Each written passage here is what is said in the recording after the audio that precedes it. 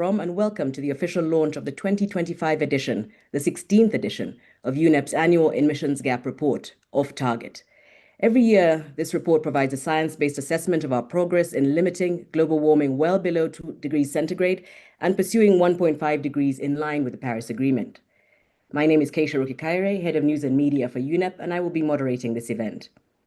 With us today, we have the Executive Director of UNEP, Ms. Inge Anderson, and the report's Chief Scientific Editor, Anne Olof, who also serves as the Acting Director of UNEP's Copenhagen Climate Center.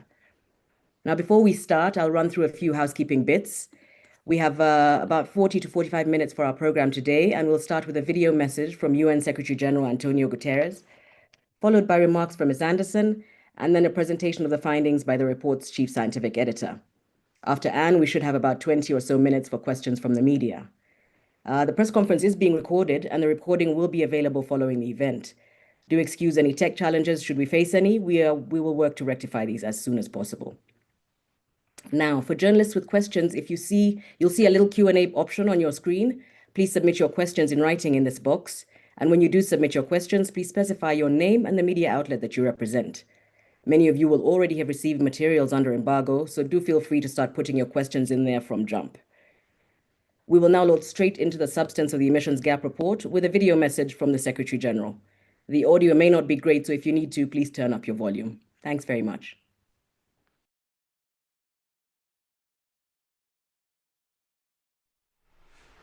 The new Emissions Gap Report, issued by the United Nations Environment Programme, is clear and uncompromising. If nationally determined contributions, the national action plans in climate, are fully implemented by 2035, global warming would reach 2.3 degrees Celsius, down from 2.6 degrees in last year's projections. That is progress, but nowhere near enough. Current commitments still point to climate breakdown. Scientists tell us that a temporary overshoot above 1.5 degrees is now inevitable, starting at the latest in the early 2030s. And the path to a livable future gets steeper by the day. But this is no reason to surrender. It is a reason to step up and speed up. 1.5 degrees by the end of the century remains our North Star. And the science is clear, the goal is still within reach. But only if we meaningfully increase our ambition. Our mission is simple, but not easy. Make any overshoot as small and as short as possible. Reach global net zero emissions by 2050 and move swiftly onto a progressive, irreversible, net negative pathway. And bring the global temperature increase back below 1.5 degrees by the end of the century. That means peaking global emissions immediately, achieving far deeper emissions reductions during this decade, cutting methane sharply, accelerating transition from fossil fuels to renewables, and protecting forests and oceans, our carbon sinks. Make no mistake, any period of overshooting will inevitably bring dramatic consequences, with lives lost, communities uprooted, and development gains reversed. But we have the solutions to make this overshoot as small, as short, and as safe as possible. That demands a massive scale-up in renewables and adaptation, backed by a surge in finance for developing countries. Renewables are leading that transformation and rewriting the rules of energy. Costs are falling, investments are rising, innovation is surging, clean power is now the cheapest source of electricity in most markets and the fastest to deploy. It strengthens energy security, cuts pollution, and creates millions of decent jobs. Leaders must seize this moment and waste no time in. Tripling renewables and doubling energy efficiency by 2030. Building modern grids and large-scale storage, and ending all new coal, oil and gas expansion in a just and equitable manner. The clean energy revolution must reach everyone, everywhere. But developing countries face crippling capital costs and a fraction of global investment. They also need far greater support to adapt to worsening climate impacts, protecting lives and building resilience. we need a quantum leap in climate finance to lower the cost of capital and expand concessional lending. Developed countries must lead in delivering predictable, affordable finance through multilateral development bank reform, effective debt solutions, and tools that crowd in private investment at scale.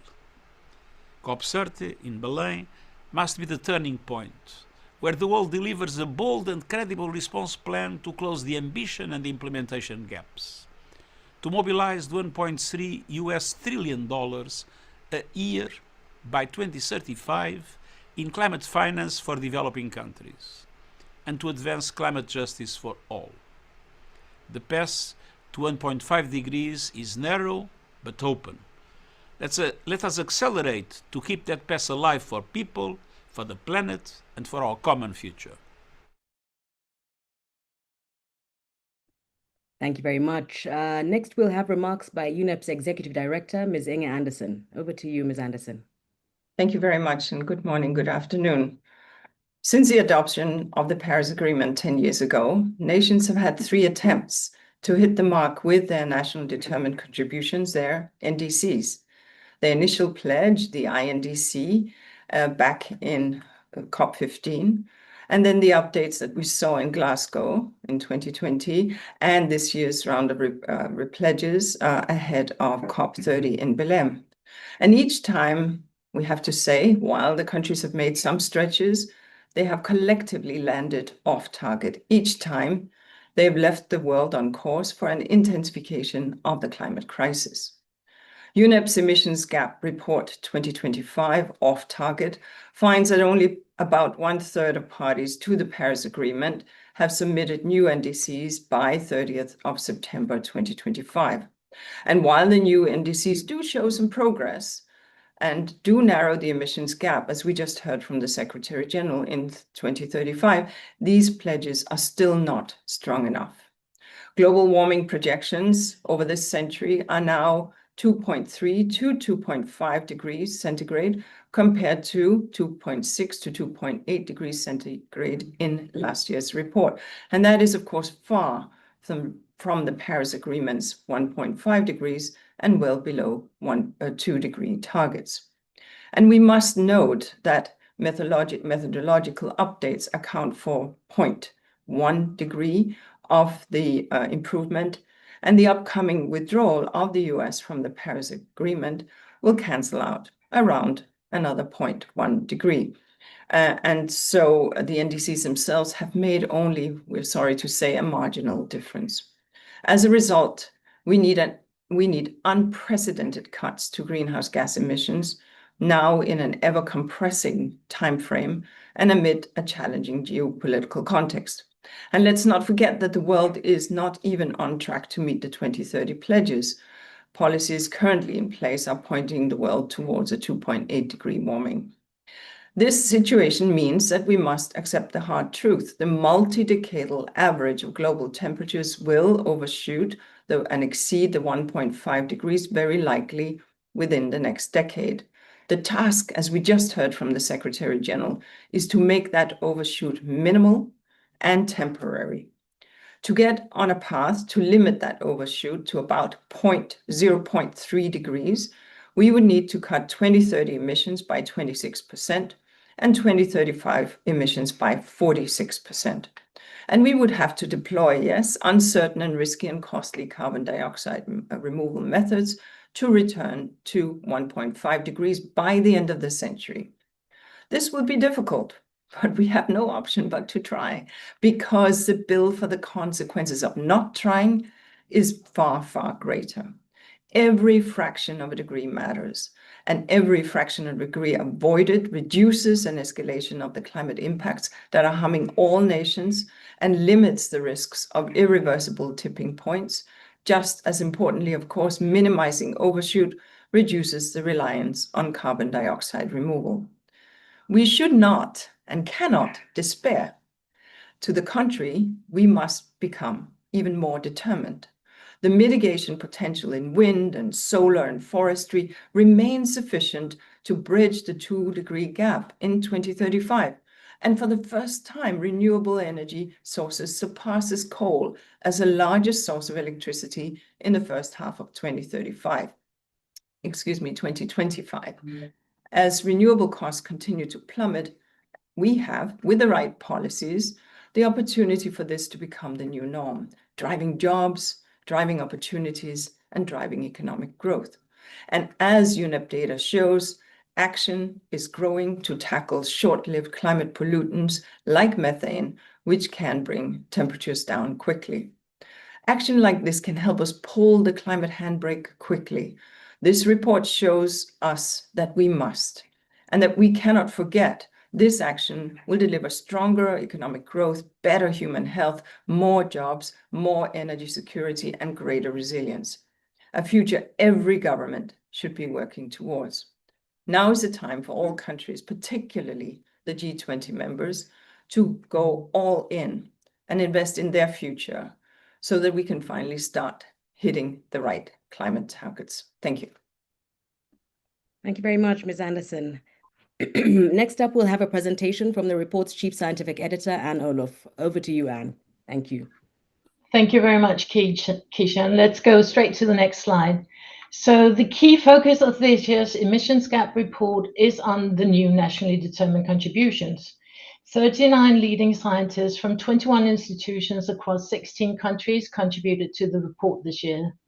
The production of the report was overseen by an international steering committee. It's gone through external expert review, and the governments of the countries specifically mentioned in the report were offered the opportunity to comment on the preliminary findings pertaining to their countries as usual. Next slide, please. As this figure shows, global greenhouse gas emissions continued to increase in 2024, reaching a new record of 57.7 gigatons of CO2 equivalents. This represented a 2.3% increase from 2023 levels. And as the figure shows, the increase occurred in all categories of greenhouse gases, and it also occurred across all major sectors. Even though fossil fuels account for about 69% of global emissions and are the key driver of total emissions, deforestation and land use change was decisive for the rapid increase in 2024 emissions. Next slide, please.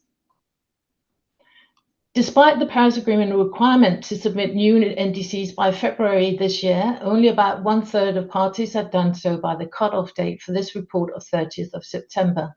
For the emissions and temperature projections of this report, we zoom in on the 60 parties covering about 63% of global greenhouse gas emissions that had either submitted or announced a new NDC target containing a greenhouse gas mitigation target for 2035 by the 30th of September. And these include the 7 G20 members that you see on the screen that had submitted a new NDC target by this date, and also the 3 members that had announced such targets through high-level statements of intent by the 30th of September. For parties that have not yet submitted a new NDC, the report assumes a continuation of current policy trends. All the new NDC mitigation targets of the G20 members imply progress in terms of reducing emissions in 2035 beyond emissions associated with the NDC targets for 2030. Next slide, please. To assess whether the new NDCs of the G20 represent increased mitigation ambition beyond what would result from policies already in place, this figure compares G20 emissions in 2035 with those expected under current policies. In total, the new NDC targets by G20 members are estimated to result in emissions in 2035 that are about 2.8 gigatons of CO2 equivalents lower than those under current policy projections. And this estimate increases to 3.6 gigatons of CO2 equivalents when expanded to cover the G20 as a group. You can also see that these estimates include the NDC of the United States of America, which will only remain active until the US leaves the Paris Agreement. And as shown in the figure, the exclusion of the NDC of the US and the updated current policy projections have a significant implication for the estimates. Next slide, please. Let's then look at the emissions gap, the gap between global emissions in 2035 resulting from the full implementation of unconditional and conditional NDCs and the levels consistent with below 2 degrees and 1.5 degrees pathways has narrowed compared with last year's assessment. But as the figure also shows, it remains large. The full implementation of unconditional and conditional NDCs reduces expected emissions in 2035 by about 12 and 15% respectively compared with 2019 levels. But these reductions are far smaller than the 35 and 55% reductions needed to align with 2 degrees and 1.5 degree pathways. Next slide, please. This also means that although the temperature projections are about 0.3% degrees lower than in last year's assessment, as also pointed out by the Executive Director, they remain far above the goal of the Paris Agreement. The temperature projections shown on the slide highlight the significance of immediate action and of credible net zero plans and their implementation. As you can see from the slide, there's almost a 1 degree difference between projections based on current policies, which point to global warming of up to 2.8 degrees over the century, and those that are based on the most optimistic pledge-based scenario included in the report, which assumes the full implementation of both the conditional NDCs and the full achievement of all net zero pledges. This would limit global warming to 1.9 degrees of Celsius over the century. Next slide, please. Due to the continued delay in deep emissions cuts, exceedance of 1.5 degrees of global warming is approaching, and 1.5 degree pathways now imply higher temporary overshoot of this temperature limit. However, this merely stresses the need for immediate and unprecedented levels of mitigation to limit the magnitude and the duration of overshoot to the lowest possible level, thereby also minimizing the increased reliance on uncertain, risky, and costly carbon dioxide removal methods in the future.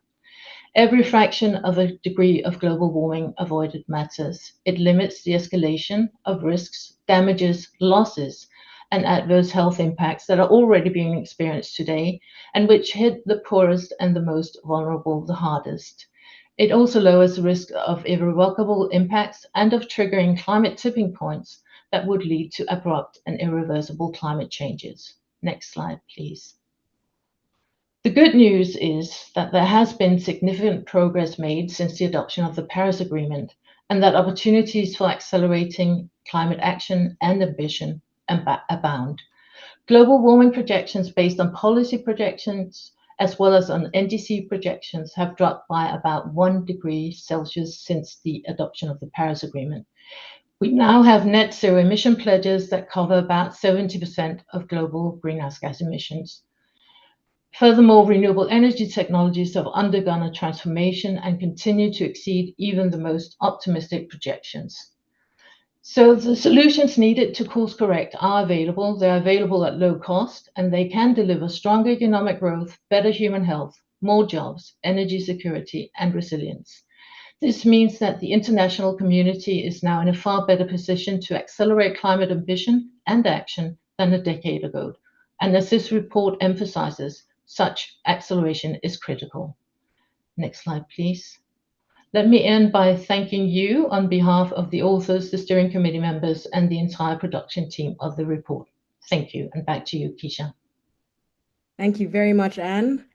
So that wraps up the first part of the press conference. We will now move straight on to media Q&A, and as requested, please state your name.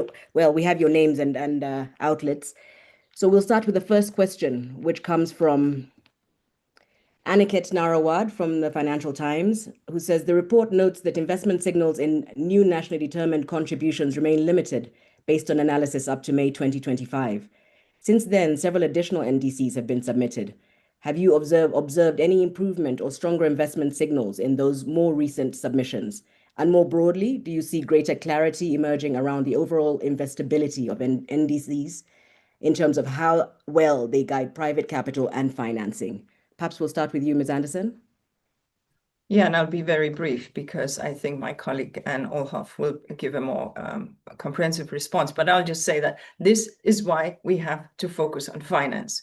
We have a considerable amount of conditional NDCs, conditional in large part because it's not sure that the financing is available. But we need to ensure that that financing that we promised each other over the years, and latest the 1.3 trillion, that we will work towards that target. And so getting investables, the programs and the projects and the conditional that are listed in the conditional NDCs, getting that actually moving becomes critical. But Anne, can I ask you to go into the details, please?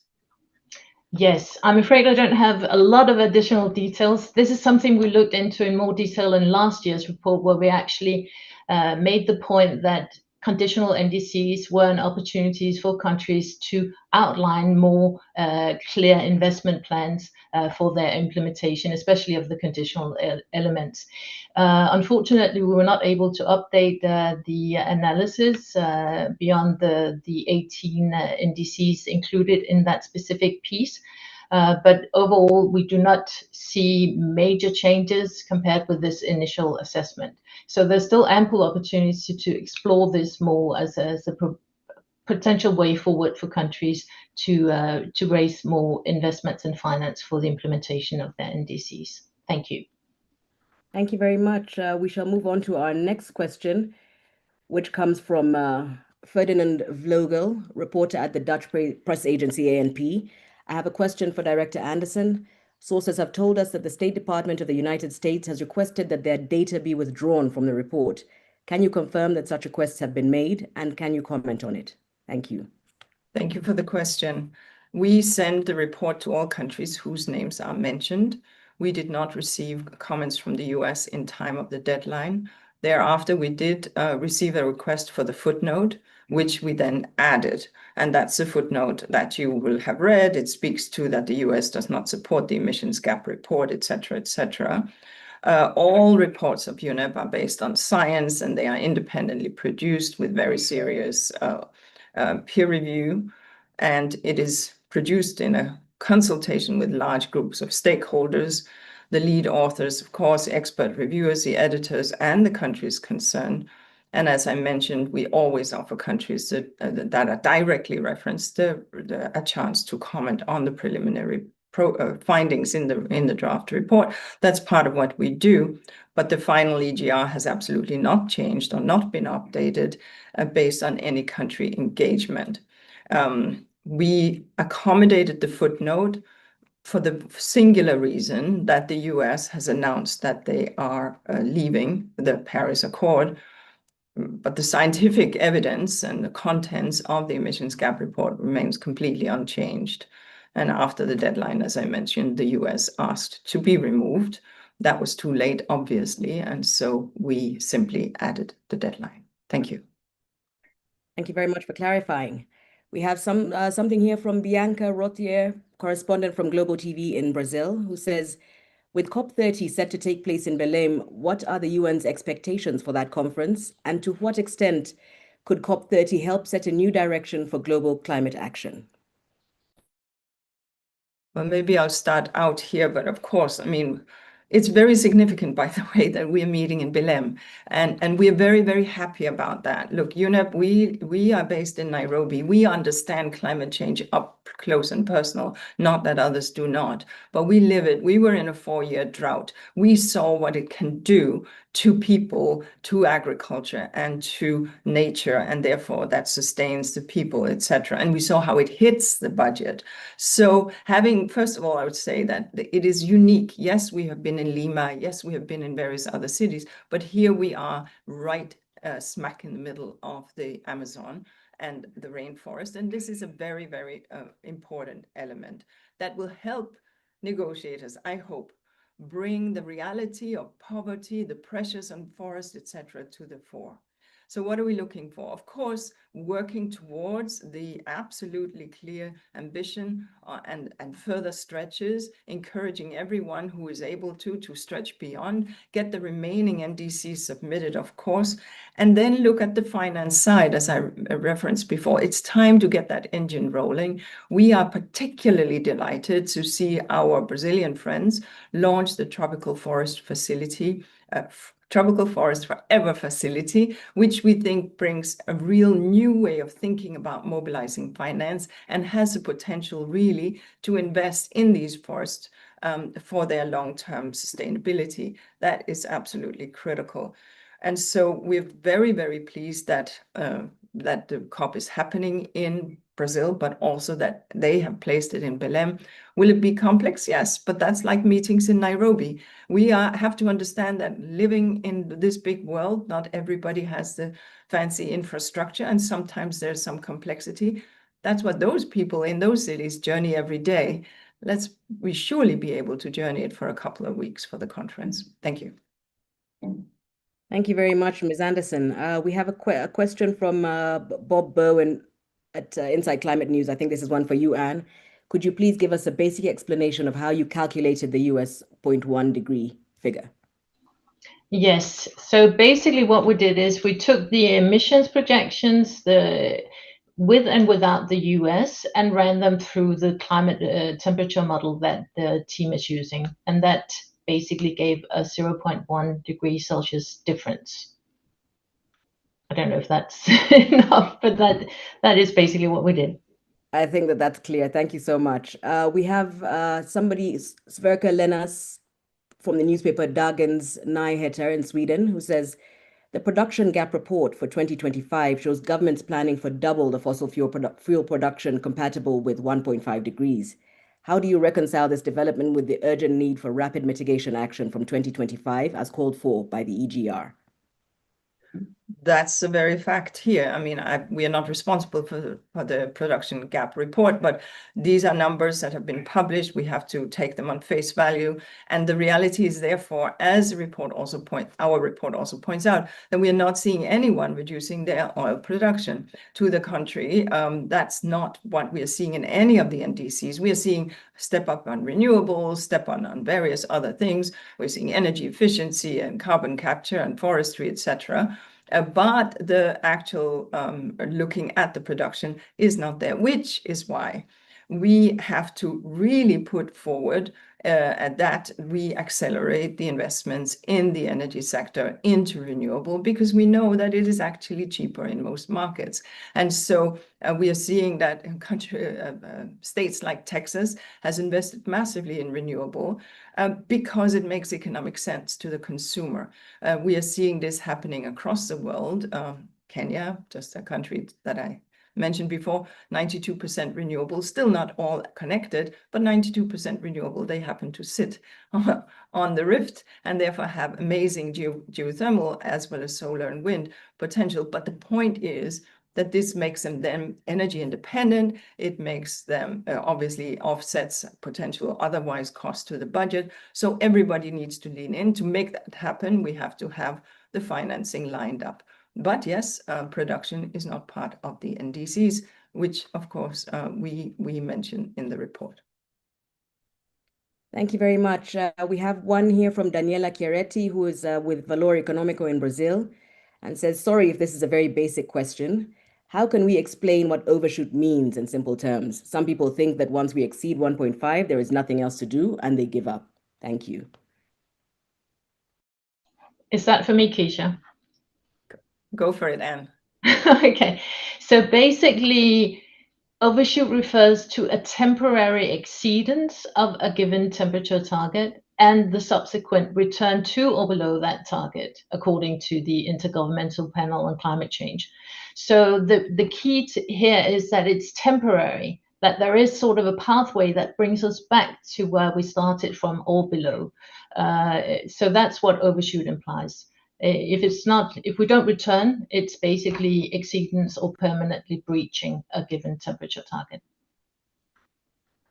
Thanks very much. Maybe I'll try to make it even more simpler. So here's the point. We promised each other in Paris that we would stay well below 2 degrees. And that 2 degrees is measured in 2100. That's kind of the well below 2 degrees. And so we're looking into the depth of how much carbon are we putting into the atmosphere, calculating, are we going to be able to stay well below 2 degrees, aiming for 1.5? And now, because of all the carbon we have put into the atmosphere, as Anne says, we look like we might very well overshoot that limit, hopefully for a short while, because we are going to rev up the electrical engines and the renewable and all these other actions, so we can bring it back down again. And that's why we're saying every fraction of a degree matters, because it really does matter that we do not overshoot massively, because that would obviously take the bringing it down much, much longer time. Thank you. Before I proceed, I'll ask Janina Schreiber and David Njagi to please let us know what your media outlets are. I can't read your question until we have that information. So we'll move to Joe Lowe from from Climate Home News, sorry, who asks, did the analysis include China's NDC and the EU's targets? If not, how much would including them and others not included have changed the temperature increase projections? Perhaps that's one for you, Anne. Yes, so we did include both China's announced target and the EU's announced targets. These were announced as statements of intent during the climate summit in New York on the 24th of September. So basically are included in our analysis. As you rightly point out, more NDCs are, thank God, coming in as we speak, and we will also be assessing these and see whether they have implications for the estimates included in the report. And we plan to do an update of the central estimates as new NDCs come in.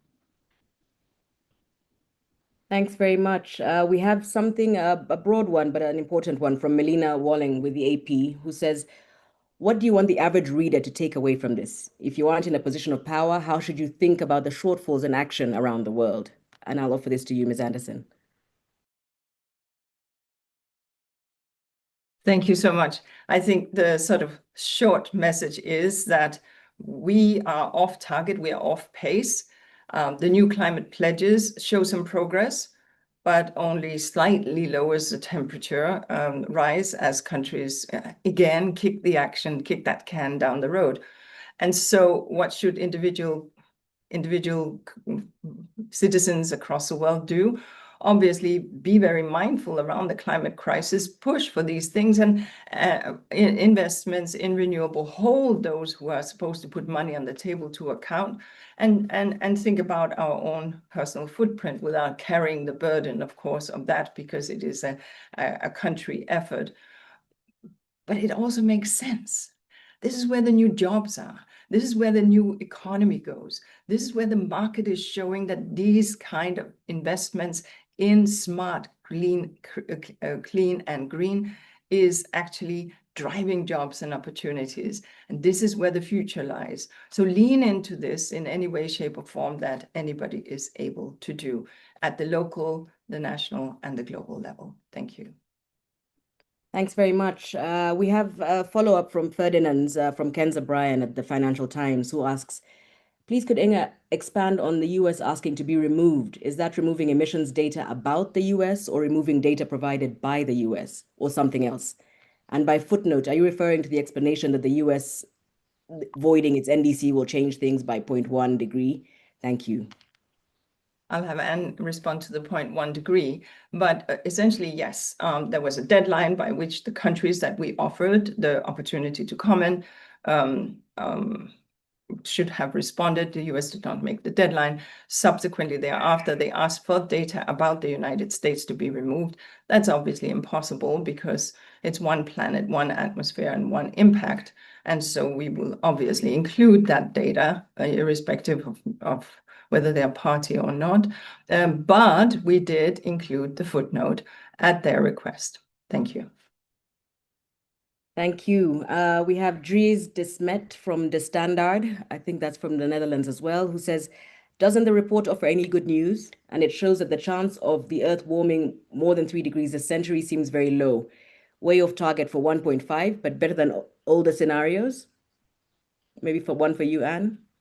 Let me just say, it does offer good news because we are slowly bringing it down, just not at the speed we want. And so the good news, half empty, half full, look, we are slowly bringing it down. We just have to expedite this. And over to you. Yes, it always depends on the perspective. And I think this year we were also offered the opportunity to actually highlight the progress that has been made during the past 10 years. I think when we speak to media and when we come out with the global numbers, they do not reflect how big a task this is. It's like a monstrous task. And assuming that we could just turn around the whole world, changing the entire way that the world works, economies work overnight, is naive. So I think in reality, of course, we can still change much faster, as we point out in the report, but significant changes are taking place also under the hood, so to speak, in terms of creating the right structures, the governance, legal systems, the policies that are the basic foundation for making these transitions and hopefully for accelerating them very soon. Thanks very much. We have one here, I think, for you also, Anne, Janina Schreiber from ARD in Germany, who says, according to the methodology, did I get this right? For the rest of the countries, you assumed the last submitted NDCs for 2030? No, we basically, the countries that have not yet submitted a new NDC, especially the major emitters, we assume that they would follow the projections trends given by their existing policies. So basically adopting a current policy scenarios for those countries. Thanks very much. We have one which came a bit earlier from Anne-Laure Fremont from Le Figaro in France, who says, how do you explain that land use change and forestry carbon dioxide emissions were responsible for 53% of the overall increase in global greenhouse gas emissions last year? One for you, Anne. Yes. So first of all, LULUCF emissions are the most uncertain greenhouse gas emissions to estimate and count for, and they also experience or show large fluctuations annually. And last year, this 21% increase that we reference in the report was due to extensive wildfires and land use changes, and also further exacerbated by climatic conditions, especially El Niño. So it is unusually high, but we don't expect it to be equally high this year. Thank you. We have one from Delga Erden-Sana from Climate and Engineering News, who asks, what do you see as the role of industry and the private sector in achieving countries' NDCs? Do you think industry in the United States will continue to pursue emissions cuts despite the government's withdrawal from the Paris Agreement? Or are companies relaxing their climate efforts? I think you addressed this a little bit, Ms. Anderson, but I'll let you speak first. Yeah, I mean, I think obviously some companies, and this is written in the press, may have adjusted, et cetera, but where the market speaks to what industry is actually producing and selling, that is producing a better product, a cleaner product, a more sustainable product, and more importantly, a cheaper product, that will march straight ahead, because consumers will go for what is a better price. And so I think that, yes, we may see a slower uptake in some markets in the US on the renewable side, but in other places we will see it just accelerate as much as it has done. It's very early, it's too early to begin to gauge some of this, but we can see that the renewable pricing, as I said, has just completely dropped and made it very, very competitive and actually outcompetes. And of course, as I keep saying, the jobs lie there. They do, both in the immediate production of renewable, but also in the downstream and upstream supply chains to these technologies. And so we would expect that that continues. And we would certainly hope that in the broader economy that many companies across the world will continue to hold themselves to account under environmental sustainability systems to ensure that they lift they do their bit. And here I think many investors globally, many shareholders globally, and many workers who work for these companies globally, actually this is what they want, and this is also what the consumer wants. So I think that we will see the markets continue a forward march. Thanks very much. We have something from David Njagi, who writes for Devex, who says, please comment on the kind of impact you think the growth of solar support systems in Africa will have on agriculture in terms of reducing emissions, and whether this new trend risks becoming a bubble. So I can't speak to the great detail, but what I can say is that irrigated agriculture is, of course, critical. It's critical for a number of reasons. One, because you have a lot more intense water use, so you get more crop per drop, which is important because you're not wasting water. You can do precision agriculture with just the drops to that particular crop and not surface irrigation where it runs in open channels. And so those kind of investments, we've seen them especially in water scarce settings, driving very large economic gains, jobs, opportunities, income, etc. So of course, I mean, diesel-driven irrigation will continue to be in existence in many of the large irrigated schemes across Africa and beyond. But as solar pumps are becoming more and more accessible, and this is again where climate finance can go in and really support those shifts, there are real opportunities. The primary issue has always been the dust on the solar panels, but there are all kinds of interesting solar-driven brooms that can drive across and ease that dust off. So there's a lot of innovation in this space, and we don't see it as a bubble. Great, thank you so much. We have one here from Sindra Sharma from the Pacific Islands Climate Action Network, who says, do you account for military emissions as well as aviation and shipping emissions? If not, how does this represent the true picture of where we are? Maybe that's one for you, Anne. Yes, we do not include military emissions. We actually look more into that in one of the previous reports, and we simply do not have robust data for military emissions globally. However, we do include international aviation and shipping emissions, and as called international transport, and also included in Chapter 2 of the report.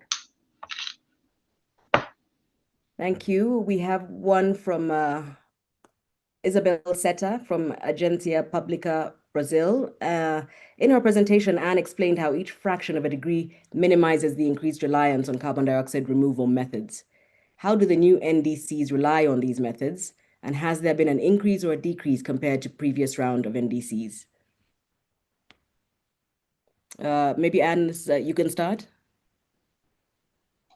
Yes, I am not aware of any of the NDCs specifically looking into this. Of course, some of the NDCs look into CCS and other carbon storage opportunities or methods, but the carbon dioxide removal methods are for most an investment area in order to be able to develop these opportunities further for the future. So the short answer is, I do not know for sure how much this is covered in the new NDCs.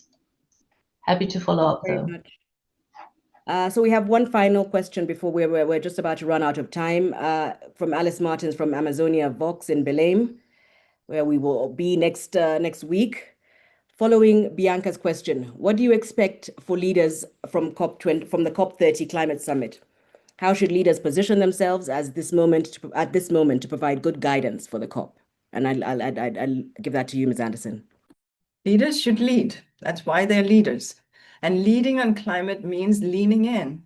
Leading on climate means understanding the science and understanding that science speaks to policy. Leading on climate and being a leader means understanding that it falls upon them to pick up this work and to really explain it to communities, make the kind of, enable the kind of legislation that will enable great investments, support financing where they are financing, where they fall in the financing group, and ensure that technology can be made available to all countries that need it. That's what this treaty is all about. It's about tackling climate change through mitigation and through adaptation. And right now, we are asking all leaders to take upon themselves that exact leadership so that we can deliver on the Paris targets. Thank you very much. So with that, and hoping that leaders lead in Belém, we'll wrap this up. Thank you very much to our panel. Thank you to media colleagues for your time, your expertise, and your kind attention. We remain available should you have questions. Please get in touch. Thanks very much, everyone.